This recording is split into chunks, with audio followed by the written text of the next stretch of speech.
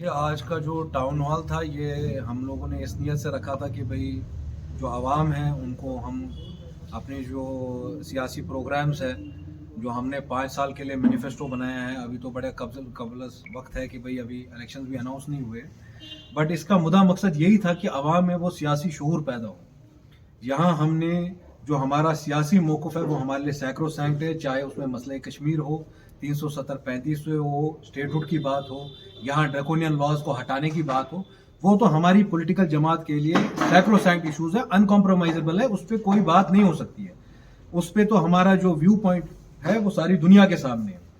ساتھ ہی ساتھ ہم نے عوام سے یہ بھی کہا کہ اگر انشاءاللہ عوام کا ساتھ ہمیں ہوتا ہے، اللہ کی رحمتیں ہمارے ساتھ ہوتی ہے، بزرگوں کا جو ہے ہاتھ وہ ہمارے سر پہ رہتا ہے، اور ہم کسی ایک ایسی کمبینیشن میں پرو پیپل کمبینیشن بنا کے کوئی گورنمنٹ بنانے کی صورت میں ہوں گے تو ہمارا جو پروگرام ہوگا نیکسٹ 5 سال کا وہ کیا ہوگا، جس میں ہم ترجیح دیں گے ہیلتھ کو، ایجوکیشن کو، انفراسٹرکچر ڈیولپمنٹ کو اور جاب کریشن کو، کیونکہ میری نظر میں جتنا ضروری 35 سے 370 لانا واپس ہے، جتنا یہ مسئلہ کشمیر کا حل ہے، جتنا یہ اسٹیٹہوڈ کی بحالی کا سوال ہے، اتنا یہ سوال ہے کہ ہماری عوام سفر کر رہی ہے، اکنامیکلی ہمارے بزنسز کا کیا حال ہے، ایجوکیشن کا کیا حال ہے، ہیلتھ کیئر کا کیا حال ہے، ہماری جو ان ایمپلائمنٹ ہے تقریباً 22% کے قریب ہے۔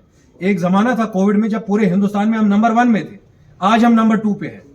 تو ان لوگوں کو جو آج ہماری مصیبتیں جو ہمارے لوگ عوام جو فیس کر رہی ہے، اس کے نقطۂ نظر میں کیا حل جو ہمارے پاس ہے، جو ہماری طرف سے ہمیں لگتا ہے تجاویز دینی چاہیے، وہ ہم نے دے دی۔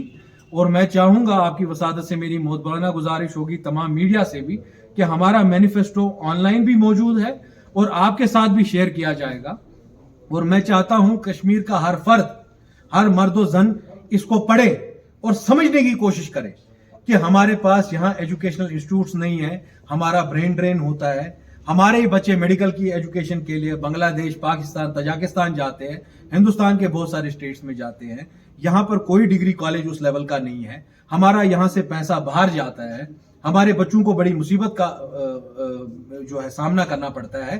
یہی بات ہے کہ یہ ایجوکیشنل انسٹیٹیوٹس یہاں کشمیر میں آج تک کیوں نہیں بنے، پچھلے اگر 70 سال میں یہ ایجوکیشنل انسٹیٹیوٹس کیوں نہیں بنے، اس کے ذمہ دار جتنا NCPDP پیپلز کانفرنس اور اپنی پارٹی ہے، جس کے جو لیڈر ہیں وہ کل تک PDP میں منسٹر بھی تھے، اتنے ہی ذمہ دار کانگریس اور BJP بھی ہے۔ اچھا صاحب، ہمارا ایک سوال ہے، آپ نے کہا کہ آپ کی پارٹی کا مینیفیسٹو جو ہے الگ سب سے ہٹ کے ہے، لیکن جو دوسری پارٹیاں ہیں وہ ایک دوسرے پہ تنقید کا نشانہ کر رہی ہے، آپ بھی تو وہی کر رہے ہو، 370 اور 35 کو بیچ رہے ہو۔ دیکھیے، میں نے جو آپ سے اتنے ٹائم بات کی، میں امید کرتا ہوں کہ قریباً ہم نے 1-1.5 گھنٹے بات کی ہے، تو پہلے تو ہم بیچنے والوں میں سے نہیں ہیں کچھ بھی، ہم انشاءاللہ پورے وقار کے ساتھ، پوری عزت کے ساتھ اپنے حقوق کے لیے لڑنے والے ہیں۔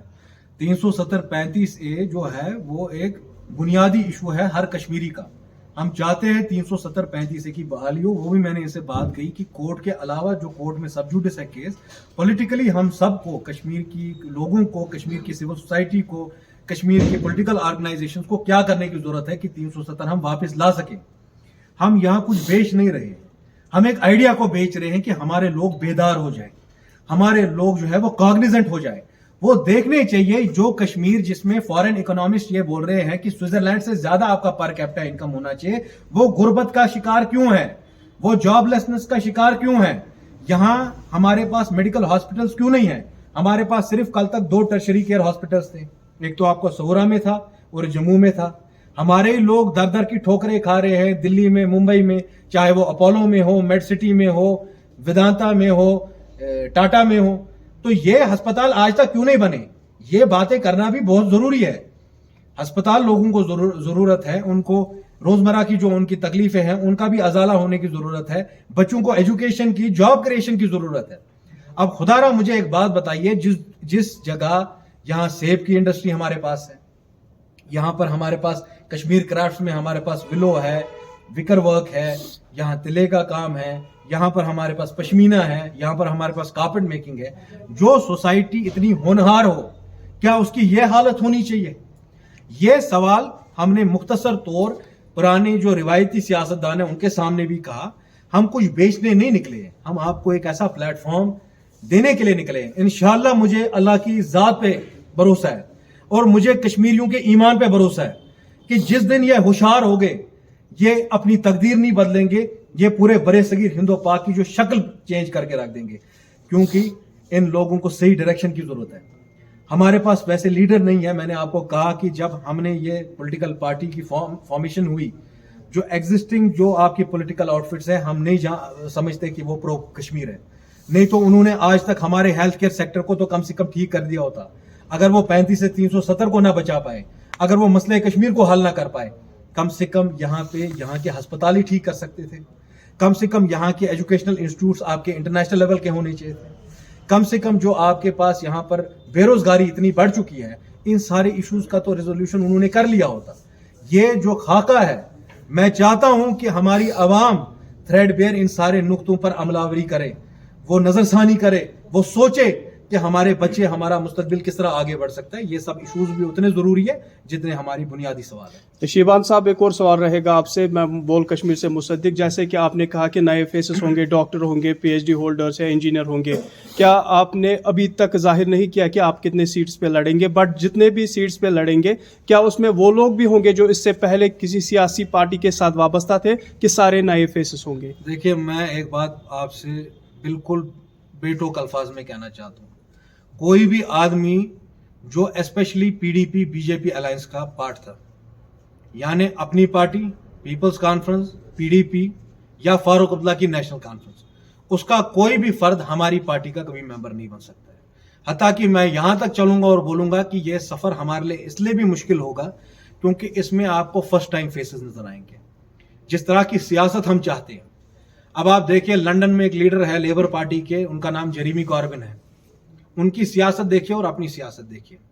آپ کے پاس امریکہ میں ڈیموکریٹس میں آپ کے پاس برنی سینڈرز ہے, الہان عمر ہے, رشیدہ طلیب ہے, ان کی سیاست دیکھ لیجئے. آپ لنڈن میں جارج گیلووے کی سیاست دیکھ لیجئے. آپ ہندوستان میں پرکاش امبیڈکر جو بابا صاحب بھیم راؤ امبیڈکر کے گرینڈ سن ہیں, ان کی سیاست دیکھ لیجئے. آپ اسد الدین اویسی کی سیاست دیکھ لیجئے. آپ مولانا بدرالدین اجمل کی سیاست دیکھ لیجئے. آپ ڈی ایم کے پارٹی کے لیڈر ایم کے اسٹالن کی سیاست دیکھ لیجئے. جو حق کی سیاست ہوتی ہے میرے بھائی, یہ بہت مشکل سفر ہے.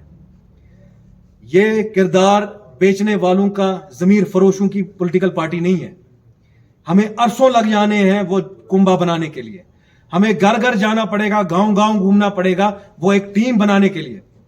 آج اگر پاکستان میں عمران خان کھڑے ہوئے 20 سال لگ گئے اور آج بھی سفر اختتام پہ نہیں پہنچ سکے, کیونکہ جہانگیر ترین سے سوشل انجینئرنگ کر کے شارٹ کٹ میتھڈ سے وہ بن گئے تھے.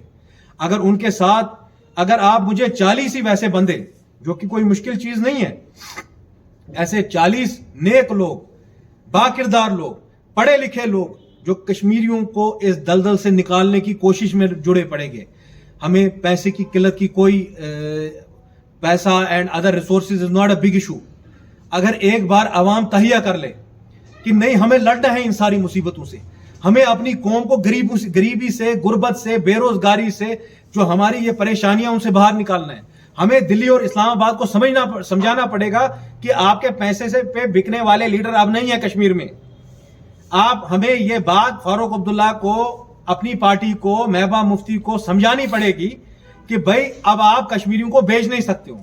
بیچا تو میرے بھائی میں نے نہیں ہے نا. 370 کو کھوکھلا کس نے کیا؟ 1953 سے 75 تک ہر الیکشن یہاں ریگ ہوا. پرسوں ایک جرگے میں ہم تھے, یہاں پہ ایک راؤنڈ ٹیبل ہوا کشمیر میں جس میں ایکس را کے چیف اے ایس دولت تھے. ان کے سامنے میں نے یہ بات کہی کہ مجھے اپنی جان کا کوئی یہ نہیں ہے کہ بھائی whether I live or die, but till the moment I will live, میں اپنا سر اٹھا کے جیوں گا اور اپنی قوم کو سر اٹھا کے جینے کے سبق دوں گا. ہم کوئی بزدل قوم نہیں ہے, ہم ایک پڑھی لکھی مہذب قوم ہے, مگر اس قوم میں ویسے لیڈروں کی ضرورت ہے, ویسی سیاسی جماعتوں کی ضرورت ہے جو لوگوں کے احساسات, ان کے جذبات کی عکاسی کرتے ہیں, جو لوگوں کی مشکلات کے لیے کھڑے رہتے ہیں. آپ سے میں نے یہ کہا, آپ تمام پریمیئر بزنس آرگنائزیشنز کے پاس چلے جائیے, پوچھئے کس پولیٹیکل پارٹی نے آج تک ان کی مدد کی. شاید سے کہیں وہ ہمارا ہی نام لیں گے کہ ہم نے فون پہ یا کسی اور جرگے میں ان سے بات کی ہوگی, ان کی مدد کے لیے کوئی کام کیا ہوگا. میں انشاءاللہ امید کروں گا کہ ہم گھر گھر جائیں گے, ہر گلی کوچے میں جائیں گے, لوگوں کو باور کرائیں گے کہ کس طرح سے کشمیر کو ہم, اس کشمیر کی تمام جو ہماری آرگنائزیشنز ہے, سب پولیٹیکل پارٹی, یہاں غلط پولیٹیکل پارٹیاں نہیں ہیں. میں نے پہلے بھی کہا, مظفر شاہ صاحب یہاں ہیں, طارق حمید صاحب یہاں ہیں, عادل نذیر جیسا سوشل ایکٹیوسٹ یہاں ہے, سائم مصطفیٰ جیسے لوگ یہاں ہیں, वकार भट्टी जैसे यहाँ है, एडवोकेट इरफान हफीज लोन साहब नॉर्थ कश्मीर से है, उस जैसा लीडर है, हम उनकी मुखालिफत क्यों नहीं कर रहे हैं, उनकी तारीफ क्यों कर रहे हैं? उन सबको ये बात सोचनी पड़ेगी। आज हमें एक मजमूए पे, एक स्टेज पे आके कश्मीरियों को एक क्रेडिबल पॉलिटिकल प्लेटफॉर्म देने की बहुत जरूरत है। शुक्रिया।